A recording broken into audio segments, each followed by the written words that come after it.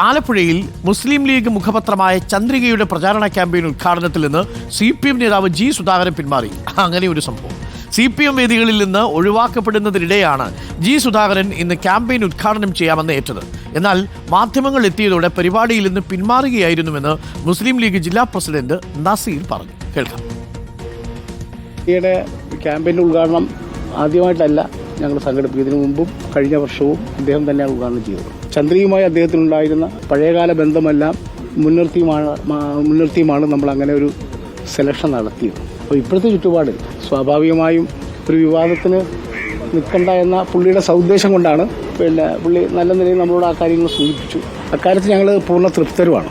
ആരെയും ഒരു പ്രതിസന്ധിയിലാക്കാൻ ഞങ്ങളുടെ പാർട്ടി ഉദ്ദേശിക്കുന്നില്ല, ചന്ദ്രിക ദിനപത്രം ഉദ്ദേശിക്കുന്നില്ല. രാകേഷ് അപ്പം ചേരുന്നുണ്ട്. രാകേഷ്, നേരത്തെയും ഈ ചന്ദ്രിക പത്രത്തിന്റെ ക്യാമ്പയിൻ ജി സുധാകരൻ ഉദ്ഘാടനം ചെയ്തിട്ടുണ്ട്. അതൊന്നും ഒരു തെറ്റായ കാര്യമല്ലല്ലോ. കാരണം ഒരു പത്രത്തിന്റെ ക്യാമ്പയിനാണ് ഉദ്ഘാടനം ചെയ്യുന്നത്, ലീഗിന്റെ മുഖപത്രമാണ്. എന്നാൽ പോലും അതിൻ്റെ ക്യാമ്പയിൻ തുടങ്ങുന്നു, ആ പത്രത്തിൻ്റെ ഒരു വരിക്കാരനാവുന്നു എന്നത് പ്രധാനപ്പെട്ട കാര്യമാണ്. ജന്മഭൂമിയുടെയും ചന്ദ്രികയുടെയും സുപ്രഭാതത്തിൻ്റെയും ദേശാഭിമാനിയുടെയും മനോരമയുടെയൊക്കെ വരിക്കാരനാവുന്ന ഒരുപോലെയാണല്ലോ.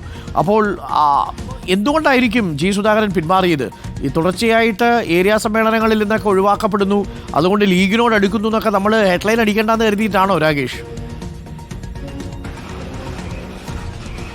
തീർച്ചയായും അരുൺ, CPM ജില്ലാ നേതൃത്വത്തോട് സുധാകരനുള്ള അതൃപ്തിയും ഒപ്പം തന്നെ അദ്ദേഹത്തിനുള്ള പിണക്കവും എല്ലാം തന്നെ നമുക്കറിയാവുന്നതാണ്.